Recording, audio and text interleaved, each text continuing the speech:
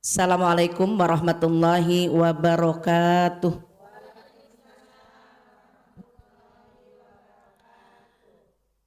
Inna hamdalillah nahmaduhu wa nasta'inuhu wa nastaghfiruh wa na'udzu billahi min syururi anfusina wa min sayyiati a'malina may yahdihillahu fala mudhillalah wa may yudlilhu fala hadiyalah. Asyhadu an la ilaha illallah wahdahu la syarikalah wa asyhadu anna Muhammadan abduhu wa rasuluhu la nabiyya ba'dah. Subhanaka la ilma lana illa ma 'allamtana innaka antal alimul hakim. Hasbunallahu wa ni'mal wakil, ni'mal maula wa ni'man nasir, la haula wa la quwata illa billahil aliyyil azim.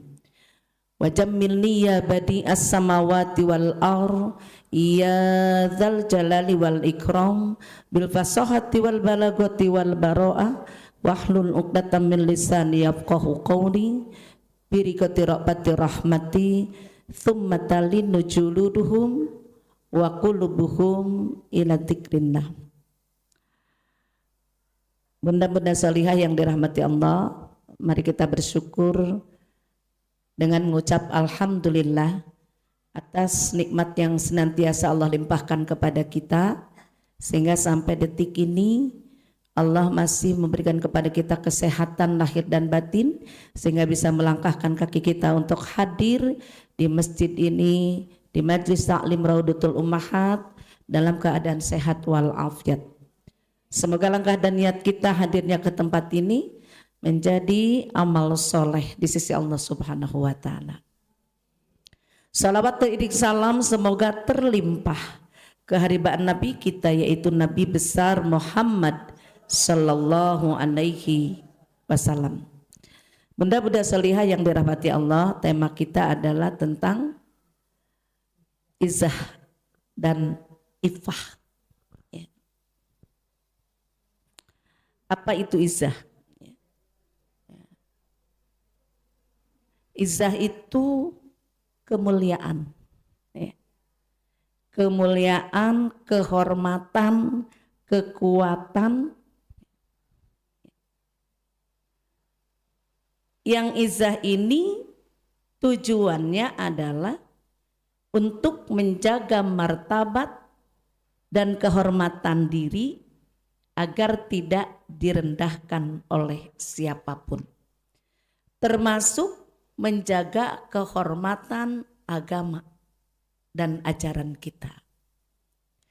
Jadi jika misalkan agama kita, keyakinan kita, ajaran kita diobok-obok, dihina oleh orang lain, maka kita tidak boleh berdiam diri, karena kita punya kewajiban untuk menjaga kemuliaan agama kita ini. Itu izzah. Sementara iffah, gitu kan? Iffah adalah kalau diartikan secara harfiahnya itu menahan diri. Boleh dikatakan menahan diri secara bahasa Arabnya ya. Iffah itu menahan diri dari hal-hal yang diharamkan, di mana iffah ini bertujuan atau tujuannya untuk menjaga kesucian, untuk menjaga kesucian tubuh dan jiwa, serta menghindari perbuatan yang tidak sesuai dengan ajaran Islam. Menahan diri dari apa? Dari segala perbuatan yang tidak baik, yang tidak sesuai dengan ajaran Islam. Contohnya zina, perbuatan tidak senonoh, termasuk di dalamnya mengemis. Itu perbuatan yang tidak sesuai dengan syariat. Emang gak boleh mengemis? Mengemis kan meminta-minta. Yang namanya orang meminta itu, dia sudah merendahkan dirinya sendiri kan. kepada orang lain, termasuk mencuri, merampok. Pokoknya Iffah ini bagaimana dia mampu menahan diri untuk tidak melakukan segala perbuatan yang tidak sesuai dengan ajaran Islam, termasuk di dalamnya menahan diri dari hawa nafsu. Nih. Contoh, kita perempuan punya nafsu apa?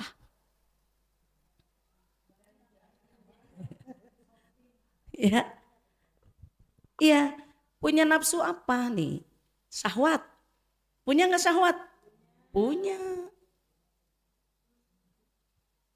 Maka ketika nafsu ini ada dalam diri kita, Iffahnya itu bagaimana kita bisa menjaga, menahan diri hawa nafsu kita untuk tidak mengumbar, memperturutkan nafsu itu sampai menyimpang dari aturan agama. Disinilah kenapa Allah syariahkan untuk kita itu menikah, Bu. Ya, Allah syariahkan pernikahan kepada kita karena Allah ciptakan kita manusia itu diiringi dengan nafsu. Salah satunya nafsu syahwat, di mana di waktu tertentu, di usia tertentu, syahwat itu membutuhkan penyaluran.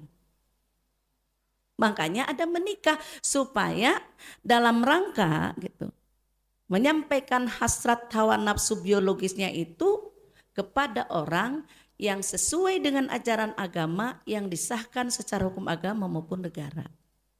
Bagi yang tidak, makanya ini untuk kita para orang tua kan, kadang-kadang ketika anak-anak kita ini sudah masuk usia dewasa, bahasa kitanya punya pacar, dibiarkan. Sementara mereka sudah memang nafsu ada, calonnya ada, udah aja nanti biar kerja dulu, ini dulu dan lain sebagainya dulu. Padahal secara syariahnya berarti kita membiarkan begitu, dosa nggak kita? Dosa.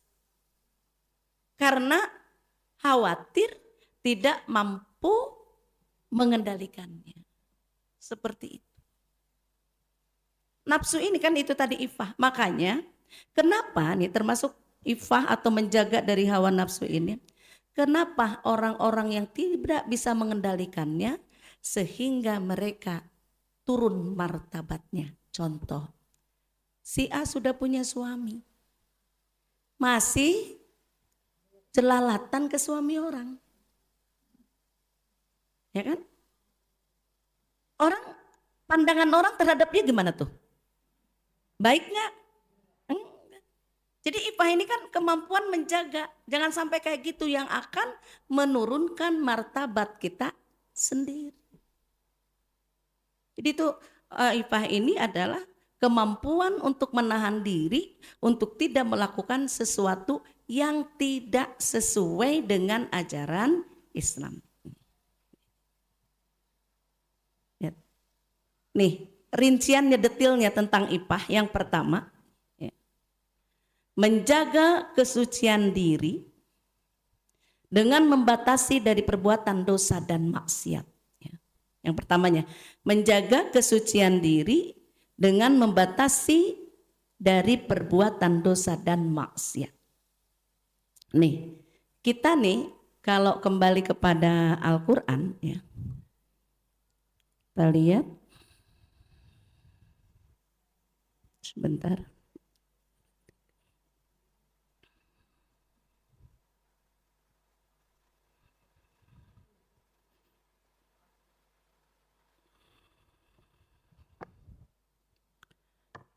Di Al-Ahzab ayat 32, ya, surat 33 ayat 32, itu firman Allah untuk kita para wanita. Wahai istri-istri Nabi, berlaku gak untuk kita? Berlaku ya. Wahai istri-istri Nabi, kamu tidak seperti perempuan-perempuan lain. Jika kamu bertakwa maka janganlah kamu tunduk melemah lembutkan suara dalam berbicara sehingga bangkit nafsu orang yang ada penyakit dalam hatinya. Dan ucapkanlah perkataan yang baik. Ada nggak perempuan ngomong ke Mayu? Ya kan? Biar apa? Supaya apa? Kan? Ya kan?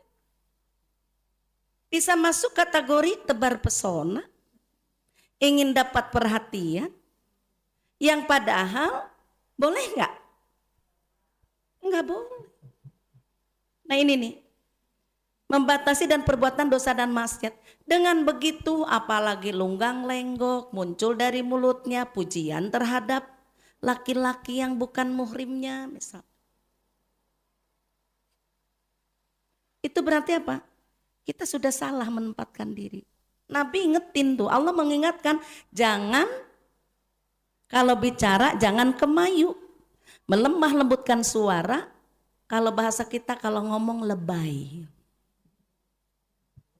Ya, sehingga sebenarnya apabila kita lihat yang seperti itu, kita aja sama perempuan enak gak liatnya? Gak enak kan? Kalau ngelihat orang ngomongnya lebay. Seperti itu. Tidak yang sewajarnya. Kan kalau ngomong wajar beda ya. Seperlunya, secukupnya. Kemudian di ayat 3-3-nya nih untuk kita. Hendaklah kamu tetap di rumahmu. Jadi ayat ini untuk perempuan. Sebaiknya di rumah. Keluar itu jika ada tujuan yang tidak menyalahi syar'i. Sekarang ibu-ibu keluar ke majelis taklim boleh nggak? Boleh. Yang nggak boleh itu keluar yang nggak jelas arahnya. Nongki-nongki. Nongki-nongki ya.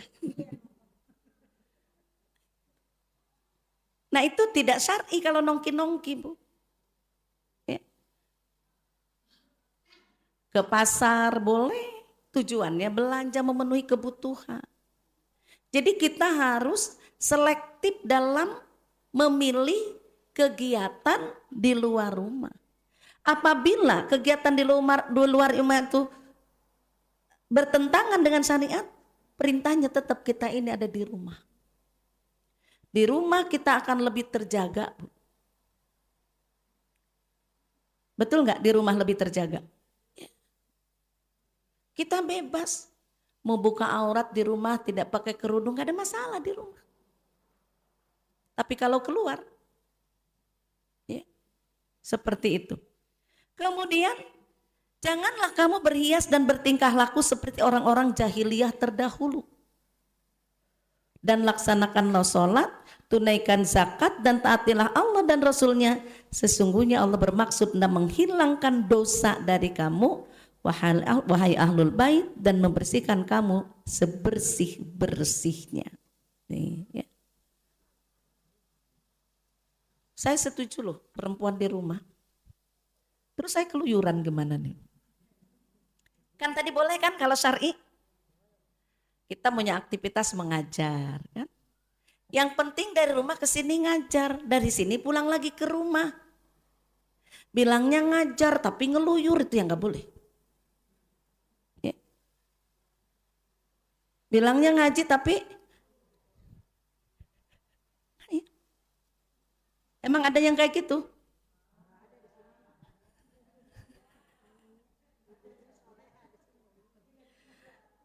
Di sini mah nggak ada ya Bun? Enggak. Di negeri antah berantah. Kenapa nih kan tadi IPA itu?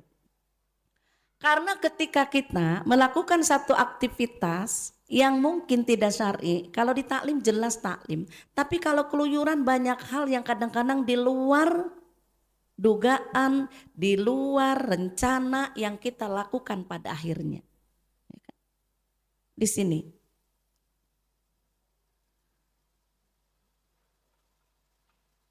Makanya nih yang kedua, ya, detailnya tentang ifah nih. Menjaga kehormatan, tadi kan menjaga kesucian diri ya, dengan membatasi diri dari perbuatan dosa dan maksiat. Yang kedua, menjaga kehormatan dengan menjaga diri dari tindakan yang dapat merusak martabat. Menjaga diri dari tindakan yang dapat merusak martabat dan kehormatan, seperti nih, menjaga penglihatan, pergaulan, ya, menjaga pakaian. Supaya apa? Kehormatan kita itu terpelihara. Nah, menjaga diri dari tindakan yang merusak martabat, contohnya membuka aurat. Kalau kita lihat ya, anak saya itu nomor 1. Kalau saya bilang, kadang-kadang suami nggak bisa nganter kondangan, suka minta antar sama si kakak. Kak, antar mama kondangan. Ketika pakai baju itu suka sebenarnya, Kak pakai bajunya yang pantas. Misalkan pakai batik yang benar atau jawabnya apa? Sebenarnya mah di tempat kondangan itu banyak yang nggak pantas. Kan masih banyak perempuan-perempuan yang membuka auratnya enggak? Lihat pestanya Luna Maya. Paha, pating, dada, ya benar enggak?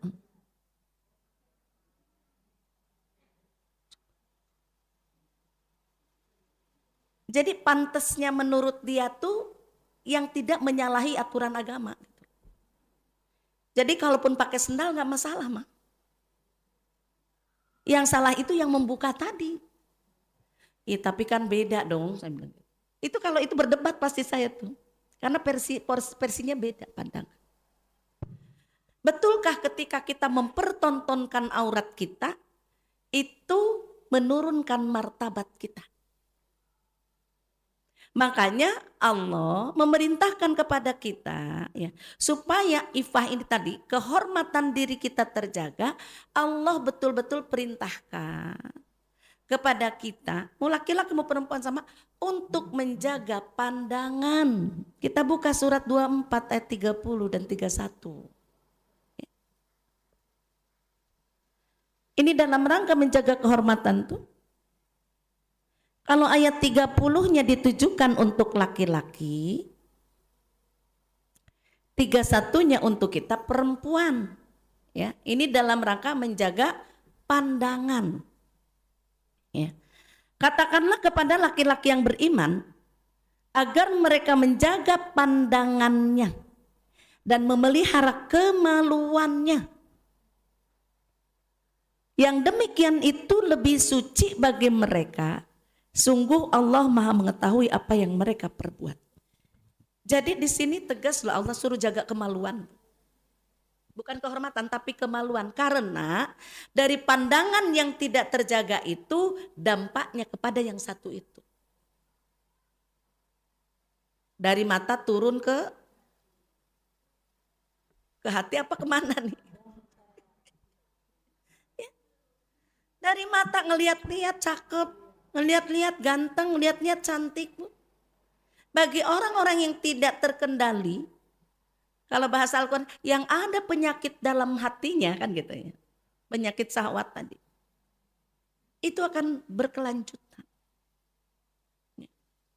Makanya kadang-kadang kita kan punya masa SMA ya. Sebenarnya yang paling itu tentang hati itu SMP apa SMA? SMA ya. Makanya nih kalau reunian SMA itu kan ada masa-masa remaja itu yang mungkin ada yang pernah ada hati. Masing-masing udah lepas, masing-masing udah punya pasangan, ketemu lagi di reuni. Ingetan melayang lagi tuh kesekian tahun yang lalu. Rasa-rasa masa lalu sekarang ketemu lagi. Akhirnya apa? CLBK. Kenapa? Banyak gak reuni menjembatani munculnya? Nah. Makanya saya kan sekolahnya pendidikan guru agama ya. Saya keluar juga dari grup. Kenapa? Karena ketika kita ikut ya, ada indikasi ke sana dan kejadian.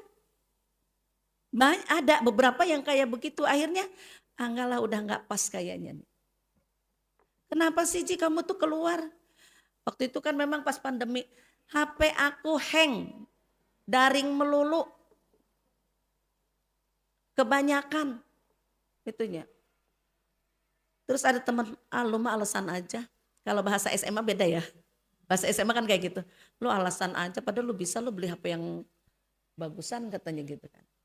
Keluar kenapa? Ketika ada sesuatu yang sudah tidak sejalan, kayaknya nggak enak kitanya. Nggak enak. Seperti itu. Karena itu tadi, setiap orang itu kan punya rasa.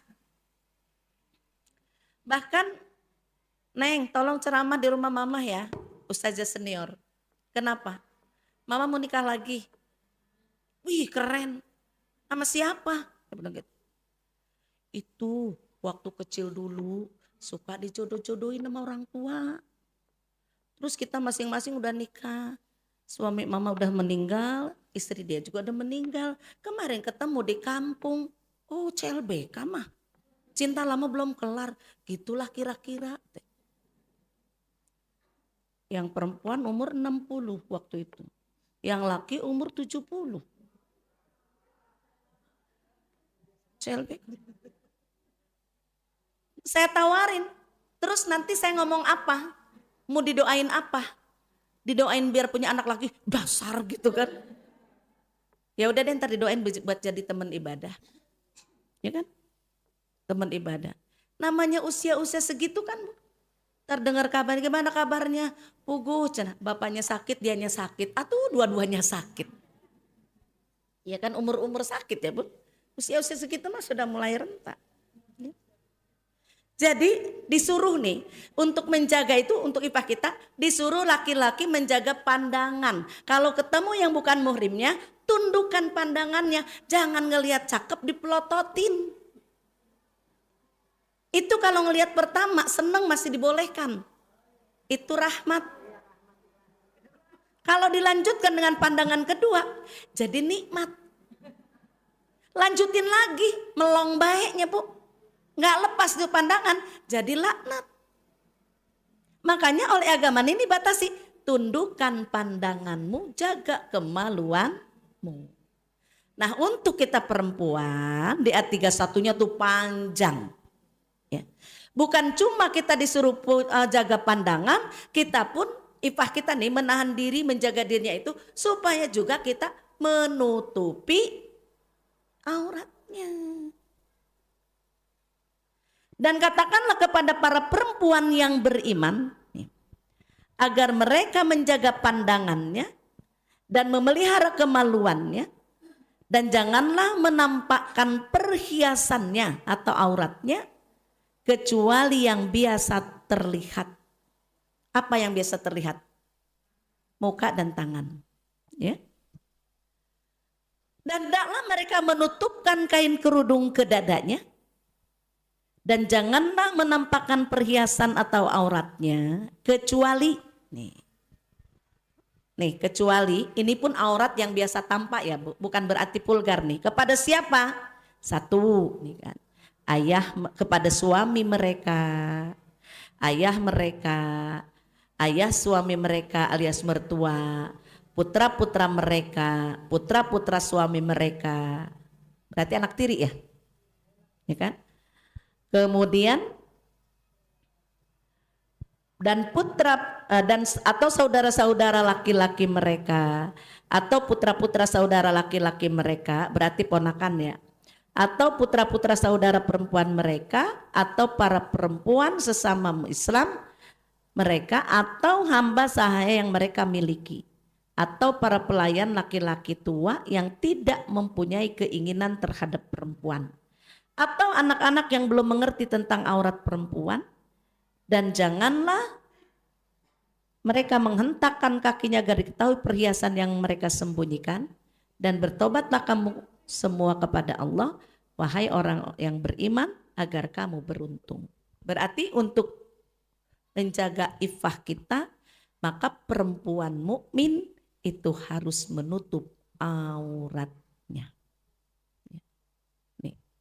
Dengan cara tadi menutup nih. Hendaklah mereka menutupkan kain kerudung ke dadanya. Berarti dadanya harus tutup? Harus tutup. Dulu kita aja zaman pakai kerudung dicekek-cekekin ke leher ya Bun. Yang namanya diikut, dibentuk-bentuk, segala macam. Jadi aturan Al-Qur'annya harus ditutupin ke begini aja, udah nutup aja kadang-kadang masih. Gimana kalau yang kelihatan? Karena memang perempuan itu bagaimanapun bentukannya, mau kecil mau gede, ibaratnya bagaimanapun bentukannya, dia tetap memiliki daya tarik. Nggak percaya? Buktinya ada orang senang dengan yang gemuk, ada orang senang dengan yang kurus. Berarti kan masing-masing punya daya tarik. Apa terpaksa aja gitu? Buktinya, ya kan? Istrinya cantik, langsing, pinter, cari yang gede. Iya enggak? Kalau tidak bisa mengendalikan, iya, orang kan yang komennya, ya Allah, ya. Katanya kan, buang mutiara, buang berlian, ambil.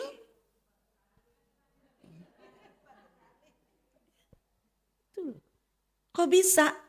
Ya kali matanya saat itu tertutup. Ya, tertutup sehingga tidak lagi bisa melihat yang bagus yang mana. Ya kan? Makanya disuruh tuh tutup. Makanya kayak kita nih ibu-ibu rumah tangga, punten ya kan. Kita kadang-kadang suka sembarangan. Judulnya pakai kerudung. Di rumah lagi dasteran pendek, ada tukang sayur. Apa? Tutup aja atasnya. Ininya pendek, bawahnya pendek. Nggak ada di sini mah model begitu, udah panjang semua.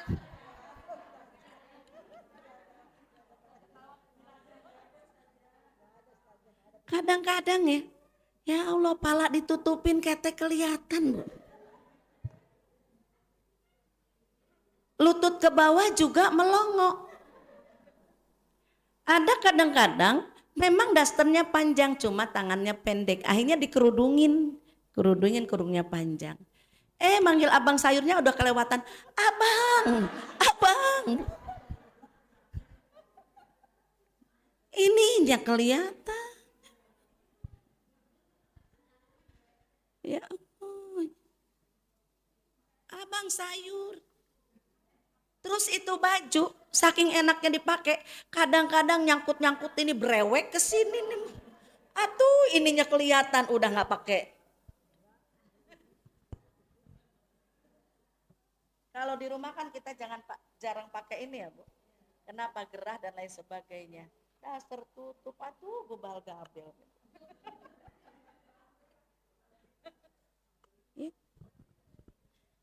Bagaimana kita menyiasati itu gitu loh, supaya ini tadi karena menjadi satu kewajiban, keharusan aurat itu tertutup. Jangan salah, kaki ini masuknya aurat yang wajib ditutup. Kaki. Beda sama tangan. Tangan termasuk yang boleh tampak. Dalam sholat aja kaki itu tidak boleh tampak. Ya. Harus dikasih kaos kaki. Itu ditutup. Nih. Jadi perintahnya ini adalah menjaga. Kemudian perintah menutup aurat tadi kan di An-Nur ayat 31. Tambah lagi surat 33 ayatnya 59. Al-Ahzab nih.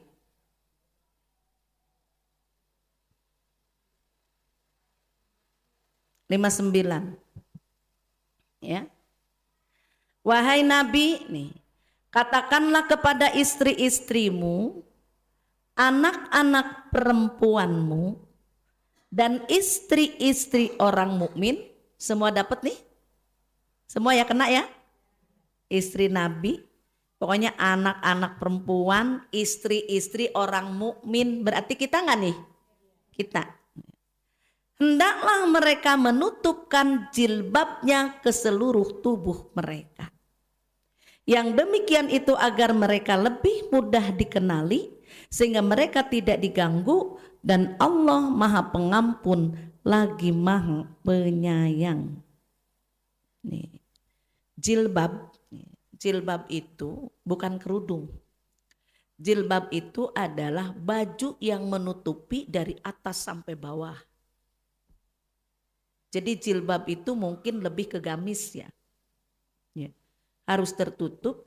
Dan kalau Al-Ahzab ayat 59 ini, kalau di catatan kaki di Al-Quran terbitan Kementerian Agama itu, termasuk di situ menutup ininya. Jadi kalau yang An-Nur ayat 31 itu masih boleh tampak yang biasa tampak muka dan tangan. Berarti kalau kita kayak gini masih mengacu ke An-Nur 31. Berarti masih boleh kan? Ada dasarnya ya, An-Nur 31. Kalau Al-Ahzab ayat 59 itu menutup termasuk ini. Jadi yang pakai cadar itu dasarnya di Al-Ahzab ayat 59. Tutup. Tuh. Jadi intinya perintahnya bahwa kita untuk menjaga kehormatan kita harus menutup aurat. Makanya syarat-syarat baju jilbab itu, terus tidak menerawang, ya kan? Tidak ketat.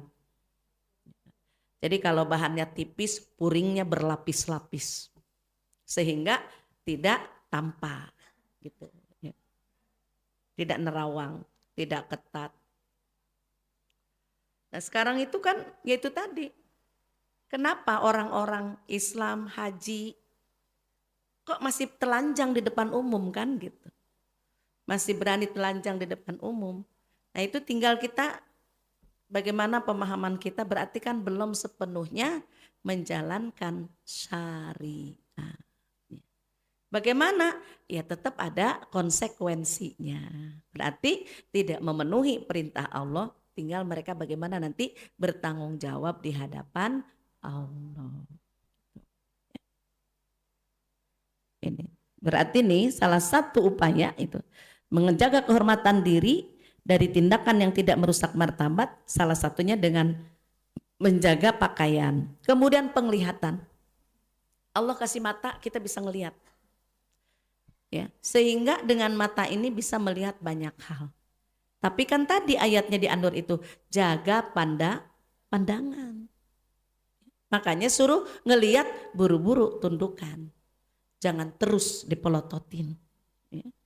Kan gini Bun, kita nih manusia akan paham banget ketika seorang laki-laki itu dengan matanya melihat biasa dengan melihat ada keisengannya. Beda nggak? Beda nggak? Beda.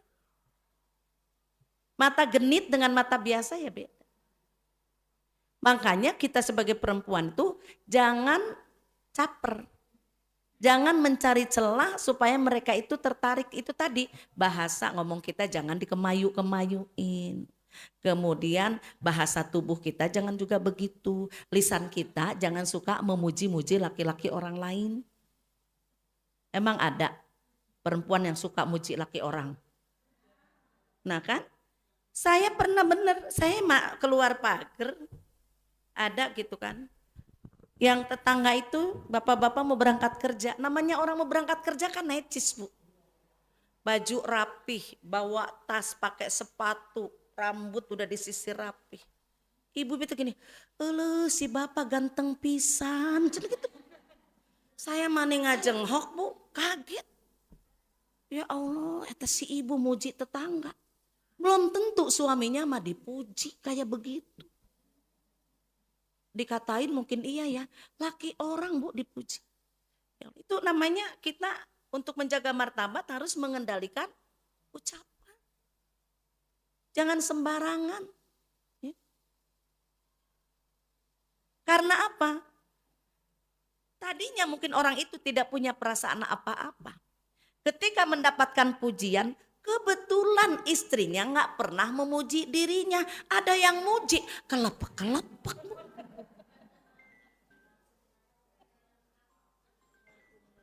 Bisa jadi nggak? Saya akan telepon.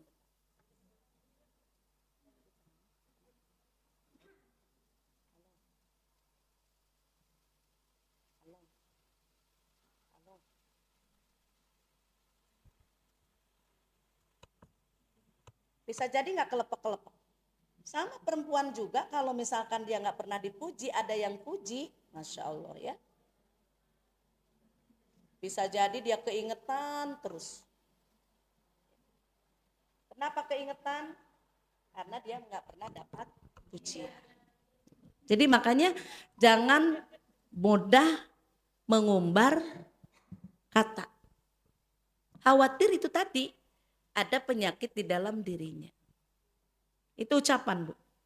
Pandangan, pendengaran, tangan gitu kan. Nah, seperti tangan kenapa, Bu? Untuk kita para wanita ini ada larangan berjabat tangan dengan orang yang bukan muhrim. Kan kalau zaman kerja mah Bu, dengan atasan, dengan teman begitu enggak? Kenapa dilarang oleh agama? Sentuhan tangan ini buat yang berpenyakit dalam hatinya, kadang-kadang salaman diutek-utek. Nakal. Iya, bisa jadi. Ujung-ujungnya yaitu pelecehan. Pernah ada yang ngutek-ngutek? Ada yang pernah diutek-utek? Itu apa sih bahasa utek-utek, Bu Aisyah mah ngomongnya aneh-aneh. Sampai gini loh, Bu. Itu di ensiklopedia wanita muslimah ya, yang saya punya itu. Lebih baik ditusuk besi panas daripada harus berjabatan tangan dengan orang yang bukan muhrimnya. Supaya apa? Marwah kita nih, kehormatan kita tuh terjaga. Jadi nggak boleh, makanya begini, jauh. Dulu ya, kalau saya rapat-rapat dulu masih kepala sekolah tuh dengan yang umum gitu kan. Ribet nih kalau sama si bunda salamannya. Terus kenapa ribet? Kan memang harusnya begini. Udah tuh, saya dibilang ribet, nggak apa-apa. Lama-lama suatu hari ketika ada kegiatan apa sih, O2SN atau apalah. Ketemu tuh dengan si bapak itu.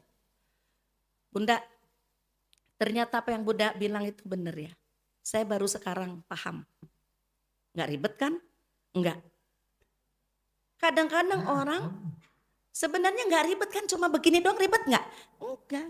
Cuma karena kebiasaan, menurut mereka kalau sama salamannya tidak begini itu tidak akrab, tidak baik, sehingga itu nggak ribet. Padahal justru itu lebih menjaga. Kan kadang-kadang ada orang perempuan tuh digandeng gini diem, dipeluk dirangkul begini diem, padahal bukan suaminya. Ujung-ujungnya karena diem dianggapnya mau, dianggapnya gampangan. Ya, seperti itu. Makanya itulah kita harus menjaga marwah kita dengan cara apa tuh? Jaga betul-betul tubuh kita, ya kan? Panca indera kita, pandangan. Kan lihat aja mata aja, ada yang suka kedip-kedip genit kan? Iya itu. Itu buat orang-orang yang ada penyakit di dalam hatinya. Kalau yang normal, yang sehat, yang beriman, insya Allah itu tadi akan menjaga pandangannya. Ini kan syaitan itu menggodanya orang beriman, Bu. Syaitan itu menggodanya orang beriman. Kalau yang sudah memang begitu kebiasaannya, tidak lagi digoda oleh setannya. Kenapa? Udah bestie. Udah mesti, justru yang digoda orang beriman. Makanya di surat Al-A'raf ketika iblis diusir aja, permohonannya apa? Satu, tidak dimatikan, dikasih waktu. Dua, aku akan halangi manusia dari jalanmu yang lurus, kata iblis. Tiga, aku akan datangi dari depan, dari belakang, dari kanan, dari kiri, sehingga sedikit sekali dari mereka yang bersyukur dan bersujud kepadamu. Itu memang setan namanya begitu. Makanya melalui jalur-jalur itu tadi, berlawanan jenis, bersentuh tangan, berkedip mata, tangannya saling mengirim WA. Tadinya sih biasa, pas udah ketemu di WA. Gimana kabarnya? Ingat gak dulu kita waktu itu? Naik sudah.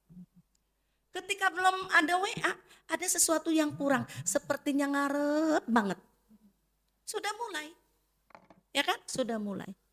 Makanya itu belum lama sih ya. Zaman dulu tuh. Dia bilang, ya ada pujian, ada itu. Saya bilang, jangan suka begitu. Kita masing-masing punya keluarga.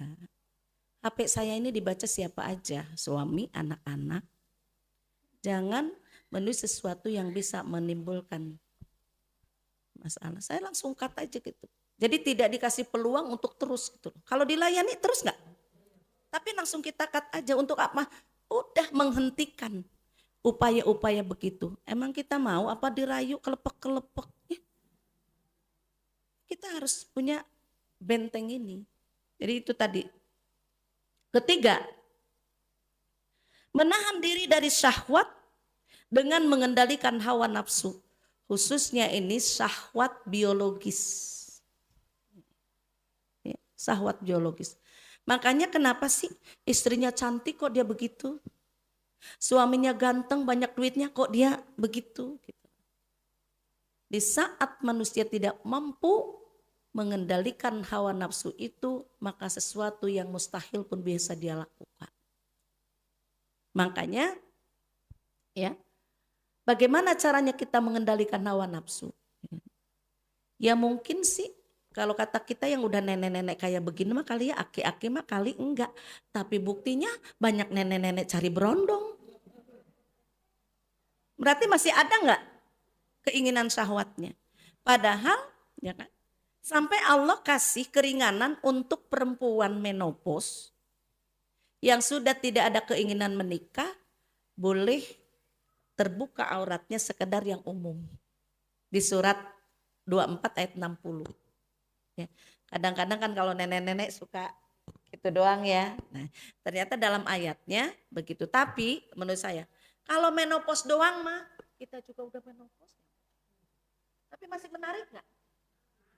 Masih menarik nggak? Masih. Iya kan? Seperti itu. Jadi nggak jaminan. Orang nenek-nenek umur berapa? 70, 80 menikah dengan berondong umur 28 tahun. Masih. Berarti walaupun itu tadi di under 60 bagi yang itu kategorinya ya, kategorinya yang tidak kan di situ yang sudah berhenti haid ya menopause, yang tidak ada keinginan lagi untuk menikah berarti syahwatnya udah off. Maka dibolehkan sekedar tampak yang umum, bukan membuka tapi sekedar tampak yang umum. Artinya pakai kerudung mungkin tidak rapet gitu kan, masih kategori dimaklumi. Nah inilah ifah ini, syahwat ini yang akan merusak martabat manusia sebenarnya bila tidak terkendali. Apabila laki-laki dan perempuan tidak bisa menjaga syahwatnya, bagi mereka yang berumah tangga biasanya hancur rumah tangganya. Makanya kalau dulu ya saya bilang, dulu saya masih tidur sama bapak sampai kelas 6.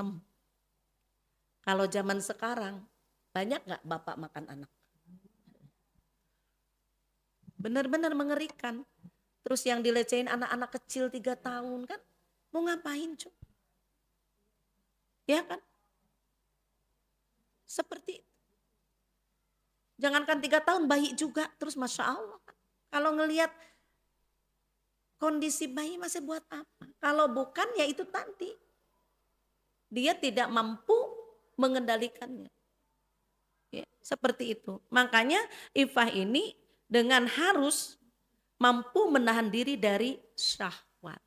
Makanya tuh bagi syariatnya buat muslim nih. Apabila seorang pemuda dia sudah mencapai usia nikah, tapi belum punya kemampuan untuk menikah, untuk mengendalikan syahwatnya, disuruh apa? Puasa. Puasa itu akan menurunkan gejolak syahwat. Di antara keutamaan atau hikmahnya puasa. Ya, seperti itu. Kemudian yang keempat, Ifah ini bersikap sabar dan qanaah. Ya, Ifah. Kan kayak gini. Qanaah itu cukup dengan yang ada. Tidak berlebihan, tidak mengeluarkan sesuatu di luar batas kemampuannya. Berarti nafsu yang ada di sini adalah nafsu harta. Contohnya begini. Manusia ini kan, bisa saja akan melakukan satu tindakan yang melanggar aturan agama jika dia tidak mampu mengendalikan syahwat hartanya. Contoh, Bu. Penghasilan 2 juta. Cicilan motor 1 juta. Cicilan spray. Cicilan panci. Masih ada nggak cicilan spray panci? 5 kali bayar. Ya kan? Kalau ke sekolah itu demo Bu, demo alat masak nih Bu. Sehingga misalkan dari itu ternyata besar pasak daripada tiang. Ketika dipaksakan, sudah tahu secara ekonomi kita tidak akan punya kemampuan untuk mencicil itu semua. Maka mestinya dia kendalikan, gak usah ngambil. Tapi kalau mengikuti nafsu, orang-orang ngambil dia pengen ngambil, maka yang terjadi akhirnya dia tidak memiliki kemampuan. Tagihan ada, tawaran buka HP. Pinjol ini. Banyak nggak yang menjadi susah gara-gara terjerumus pinjol? Sampai ada yang bercerai, ada yang jual rumah, ada yang segala macam. Karena apa? Masya Allah tuh. Ngeri dengernya. Kan seperti itu. Kenapa? Hidup itu sebenarnya kalau kita qanaah, apa adanya. Tidak memaksakan diri, aman. Karena kita memperturutkan gaya hidup. Hidup itu murah, yang mahal itu gaya hidup. Ujung-ujungnya jadi mati gaya. Karena apa? Terlalu mengedepankan gaya hidup. Pengen sama orang lain, tapi kita sebenarnya tidak punya kemampuan untuk mengikuti gaya hidup orang lain. Hedon. Akhirnya nyiksa diri enggak? Nah itu tadi, manakala kita tidak bisa mengendalikan syahwat nafsu harta duniawi, ya kayak gitu. Makanya banyak orang jadi bunuh diri. Karena tidak mampu mengendalikan itu.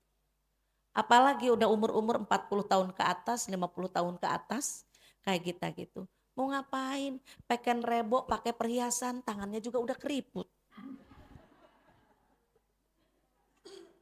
Benar nggak? Mau bergaya gimana-gimana juga kayaknya udah nggak mendukung. Pengen selop high heel, lututnya udah sakit, udah nggak bisa. Pengen gaya-gaya udah nggak bisa, tetap bete, plek. Nggak bisa gaya-gaya. Ya kan? Mau pakai baju ketat-ketat, udah jendol depan, jendol belakang. Mana lagi bentukannya ini yang bisa dipamerkan? Ya kan? Makanya itu tadi. Ketika kita sadar diri, maka qanaah, hidup sesuai dengan kemampuan, tidak memaksakan diri, kemudian juga sabar dalam pengertian, syukuri dengan apa yang sudah Allah berikan kepada kita, sabar dengan apa yang belum sesuai dengan harapan dan keinginan kita. Jangan maksa. Insya Allah tenang. Makanya pada zaman Nabi ketika ada seseorang sholat, kemudian Nabi berkata kepada sahabat, dia adalah calon ahli surga. Umar kepo, Bu, penasaran. apa amal orang itu. Sampai oleh Rasulullah dibilang calon ahli surga. Diikutin pulang ke rumahnya. Seperti apa ibadah dia kok sampai udah digambar jadi ahli surga. Sampai di rumahnya dia minta izin. Bolehkah saya menginap di rumah Anda beberapa malam ini? Orang itu nih kenapa Umar pengen nginep? Diizinkan. Padahal pengen tahu apa sih yang dilakukan orang ini sampai digambarkan menjadi calon ahli surga. Ketika nginep malam biasa. Maghrib ke masjid, Isya. Mungkin kalau malam itu makan sederhana, habis Isya dia tidur, bangun lagi malam sholat tahajud, subuh ke masjid, pagi melakukan aktivitas, pekerjaannya cuma tukang belah batu, nanti siang zuhur ke masjid, siang istirahat, sore pulang, maghrib, begitu aja rutinitasnya. Mana yang istimewa kata Umar. Makanya ketika Umar tanya apa sebenarnya amal istimewa apa? Orang itu sederhana aja jawabnya. Karena saya hidup sesuai dengan kemampuan. Engkau tahu penghasilan saya sekian, maka saya qanaah. Tidak mengeluarkan sesuatu melebihi batas kemampuan saya. Makanya jadi pikiran saya tenang, hati tenang, ibadah khusyuk, doa khusyuk, jadi dikabul.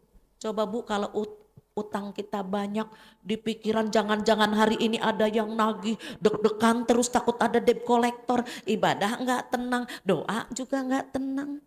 Betul enggak? Dampaknya ada enggak ke ibadah? Nanti kalau ada yang nanyain mama, bilang enggak ada. Suruh dosa, anak-anak suruh bohong. Belum lagi kalau punya utang yang enggak bilang sama suami, takut diomelin. Ngebohong lagi. Karena apa? Terlalu memaksakan diri hidup melebihi kemampuan yang ada. Jadi susah sendiri. Seperti itu. Jadi ifah ini bukan juga sekedar menjaga kehormatan dari hal itu, termasuk menjaga, mengendalikan keinginan-keinginan yang melebihi batas kemampuan yang menyebabkan mungkin kita terjerumus kepada utang. Yang bikin kita jadi repot hidup itu kan dan lain sebagainya. Kemudian yang keempat tadi bersikap sabar dan qanaah, yang kelimanya memutuskan harapan kepada manusia, lebih menggantungkan semua harapan hidup kita hanya kepada Allah.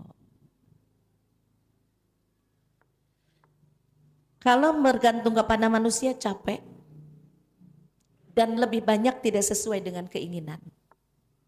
Contoh, harapan dan keinginan ya. Kalau kita capek dipijitin sama suami. Giliran capek, Pak tolong pijitin. Emang kamu doang mah yang capek, aku juga capek, nggak dapet. Banyak keinginan gitu kan. Siapa yang bisa memenuhi? Oh suami, minta sama suami nggak ada, nggak sesuai lagi dengan keinginan. Anak-anak, pengennya mah anak-anak tuh ya udah pada mandiri, Bo ya inget sama emak bapaknya, ternyata belum inget. Kecewa lagi. Pengen anak-anak itu ya kan, memberikan perhatian lebih kepada kita orang tuanya, ternyata kesibukan anak-anak itu sampai belum sempat melakukan itu sama kita, kecewa. Makanya jangan terlalu berharap kepada manusia. Yang ada kekecewaan. Kita punya kebutuhan. Kita datang ke si A. Bisa nggak saya minta tolong? Emang kenapa? Saya butuh ini. Ini bukan WA hack ya. Ini bukan WA hack minta ditransfer. Kemarin nomor saya dihack. Jadi ada WA yang minta TF dengan alasan m-banking error. Tapi buat bunda yang paham kan saya kan nggak pernah pinjam duit ya kan. Nggak pernah minta duit, nggak pernah pinjam duit. Jadi orang yang paham pasti nggak dilayanin. Ya kan? Seperti itu. Misalkan. Terus ketika kita banyak masalah dalam hidup. Curhat dong. Kenapa? Aku pusing begini-begini. Emang situ doang yang punya masalah. Gue juga sama. Nggak dapat lagi kan. Nggak sesuai. Kecewa. Makanya kenapa kita disuruh bergantungnya kepada Allah. Mau ngomong apa, mau curhat panjang pendek, Allah pasti dengerin. Kenapa? Karena kita curhatnya melalui ibadah kita kepada Allah. Dalam bentuk doa, dalam bentuk ibadah. Dan Allah tidak akan menyepelekan kita. Nggak akan kayak tadi, emang situ doang apa yang mesti masalah? Saya juga lagi pusing. Emang situ doang apa yang butuh duit? Saya juga pusing lagi butuh duit. Nggak dapat kalau sama manusia. Ya kan? Sekarang dulu, suami waktu belum nikah, dia bilang kan, jika engkau punya masalah, dadaku siap menjadi sandaranmu. Sekarang mah boro-boro. Boro-boro tempat bersandar. Nggak ada waktu. Kita baru mau ngomong, udah tidur.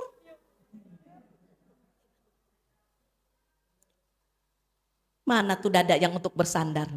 Nggak ada. Ketika mau ngomong, mau curhat, aduh mah pusing deh, aku udah capek di kantor, kamu lagi segala macem. Ada dulu pengennya ngobrol. Kenapa itu banyak perempuan-perempuan cari curhatan kepada yang lain yang siap menampung. Akhirnya kelepek-kelepek karena di rumah suaminya gak pernah mau dengerin curhatannya. Kenapa laki-laki banyak yang curhat ke tukang apa? Tukang sayur, tukang kopi. Di rumah gak dapet. Minta kopi, capek bikin aja sendiri. Ke warung kopi dilayanin. Mau kopi manis apa kopi susu? Dengan ramahnya Bu, ya Allah. Di rumah gedas-gedis, di situ ramah banget. Pusingnya jadi hilang. Ada yang nerima. Makanya sekarang ini, ya kan, kalau bahasa saya mah, udahlah, ya kan. Permasalahan sebesar apa saja kita punya masalah besar, tapi aku punya Allah yang maha besar. Yang bisa memberikan solusi sebesar apapun permasalahan kita. Kan janji Allah, la yukallifullahu nafsan illa Allah tidak akan membebani kita dengan beban yang tidak kita sanggup memikulnya. Tambah lagi, inna ma'al usri yusra. Inna ma'al usri yusra, inna ma'al usri yusra. Sesungguhnya dari kesulitan itu pasti ada kemudahan. Yakini apa yang Allah firmankan kepada kita, insya Allah Bu. Segala sesuatu itu beres. Itu IPA.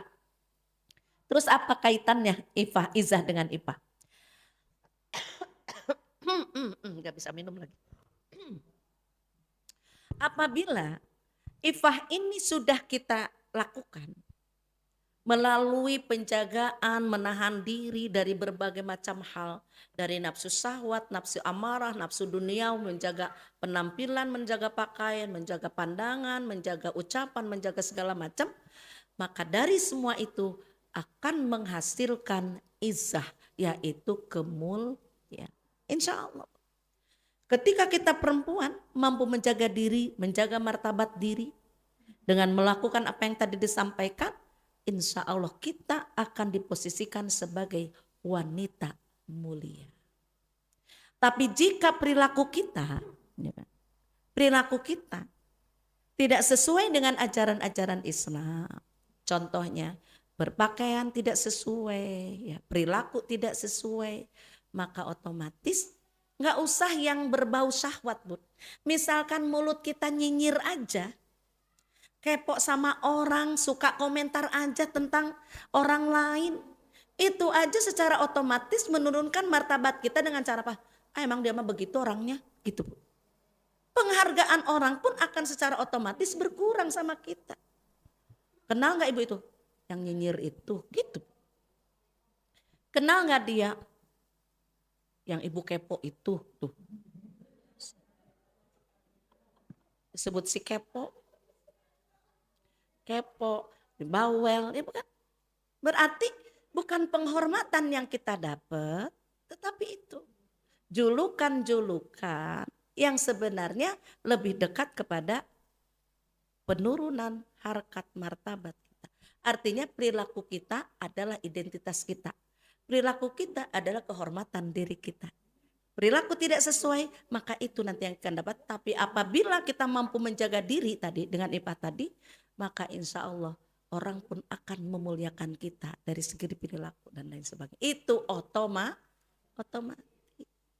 Makanya hendaklah kita sebagai muslimah menjaga ifah, izzah, harkat dan martabat kita. Jangan sampai, kan gini, kenapa Allah di surat At-Tin? Summa rodadna hu asfala sab. Kemudian Allah rendahkan ke tempat yang serendah-rendahnya. Karena apa tuh? Karena perilaku kita. Sekarang gini aja, sekarang kan model ya, musim banget oplas. Tapi yang dioplas-oplas pada serem mukanya. Ya? Hidung menyon dikitnya, pengen cakep. Jadi karena apa? Itu tadi. Kenapa kita tidak bersyukur dengan apa yang sudah Allah berikan kepada kita? Ingin lebih bagus pada akhirnya. Itu yang kelebihan overdosis itunya ya, anestesinya. Jadi sampai kayak begitu, kejang-kejang segala macam, kan mengerikan. Kenapa? Akibat kita tidak bersyukur, tidak puas dengan apa yang Allah berikan. Akhirnya kan menurunkan juga harkat martabat kita. Jadi kenapa kita disuruh menjaga segala perilaku kita, ya. Tubuh kita, panca indera kita, bukan cuma tubuh kita ini dari ujung rambut sampai ujung kaki akan diminta pertanggungjawaban, tapi itu pun akan berdampak kepada kehormatan diri. Makanya ada doa tuh kan, Allahumma inni as'alukal huda wattuqa wal afafa, afafa ini ipah, wal afafa wal ghina. Ya Allah, ini hamba mohon, asaluka, hamba mohon kepadamu, al-huda, petunjuk, wattuqa, ketakwaan, wal afaf, pemeliharaan diri. Ini kita minta sama Allah. Wal ghina, dan kekayaan. Kita minta tuh sama Allah. Afaf itu, ifah itu ya. Kita minta kepada Allah supaya kita mampu memelihara kehormatan diri kita, supaya kita mampu mengekang apapun keinginan yang bertentangan dengan ajaran-ajaran agama.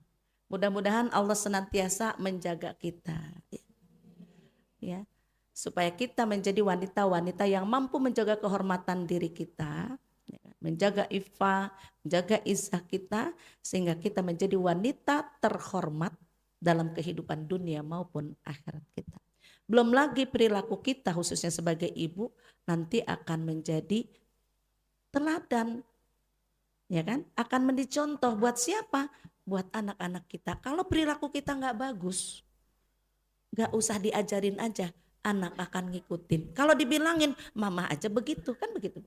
Makanya kenapa kita ini harus sekuat tenaga berperilaku baik, berbicara baik. Karena apa? Beribadah dengan baik supaya kita menjadi qudwah hasanah, teladan khususnya buat keluarga kita. Ya. Makanya mungkin dalam doa, ya Allah bimbinglah setiap langkah hidup hamba hanya untuk selalu berada di jalanmu, jalan yang engkau ridhoi. Dan kita pengennya begitu. Sehingga langkah hidup kita tuh benar-benar Allah arahkan.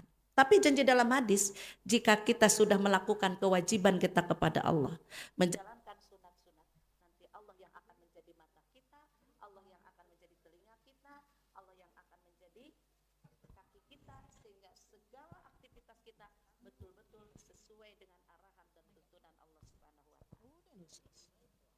Artinya saya sudah harus selesai. Demikian segala yang benar datangnya dari Allah, yang salah dari saya pribadi. Mohon maaf apabila ada kekurangan, mohon maaf apabila ada kata-kata yang kurang berkenan. Billahi taufiq wal hidayah. Assalamualaikum warahmatullahi wabarakatuh.